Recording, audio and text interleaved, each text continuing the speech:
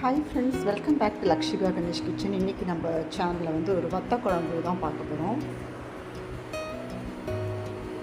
Oil ஊற்றிக்கலாம். இது வந்து வெந்தய பொடி,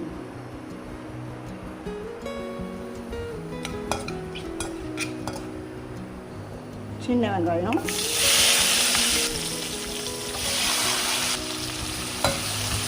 சின்ன வெங்காயம், பூண்டு, ஒரு கத்திரிக்காய் சரி நான் போட்டுவிட்டேன். இதில் கோலி உருண்டை சைஸ் புளி ஊற வச்சுக்கிட்டோம். இதில் சாம்பார் மசாலா நான் அரைச்சி வச்சுருக்கேன். சாம்பார் மசாலா எண்ணெயிலே போட்டுருங்க.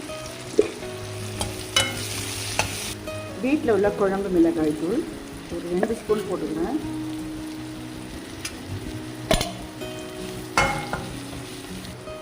கல்லுப்பு தேவையான அளவு போட்டுக்கிறேன்.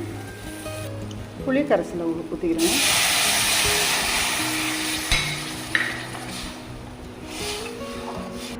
இன்றைக்கி பார்த்தீங்கன்னா கருப்பு கொண்டக்கடலை நான் ஒரு கிலோ அளவுக்கு ஊற வச்சுருக்கேன். இன்னும் வேறு கலராக இருக்குதுன்னு பார்த்தீங்கன்னா இது வந்து கொஞ்சம் பிளாக் சன்னா, இதுவும் பிளாக் சன்னா அது கொஞ்சம் பெரிய சைஸ். இது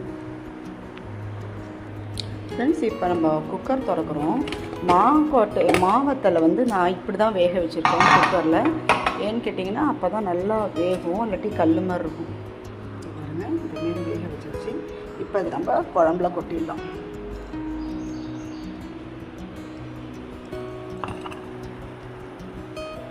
ஆல்ரெடி வாஷ் பண்ணி தான் நம்ம போட்டிருக்கோம்.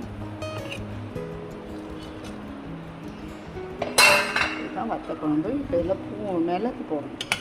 இப்போ நான் புல்லட் மிக்சியில் மிளகு அரைச்சி வச்சுருக்கேன், அது கொஞ்சம் போட்டுக்குவேன்.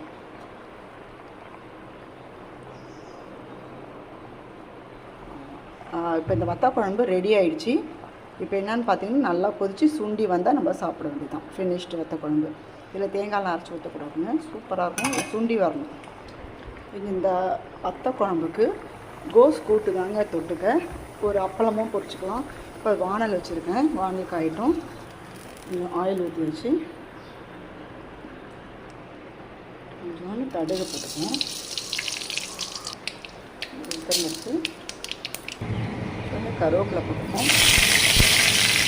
இந்த கூட்டலை ஊற்றணும். நல்லா கொதிக்கட்டும். உங்களுக்கு திக்காக வேணும்னா நம்ம தேங்காய் பெருஞ்சீரகம் அரைச்சி ஊற்றணும். இதில் வந்து நான் தேங்காய் பெருஞ்சீரகம் அரைச்சி ஊற்றிட்டேங்க. கொஞ்சம் திருவண்ணா மாதிரி, ஆனால் சூப்பராக இருக்குங்க டேஸ்ட்டு.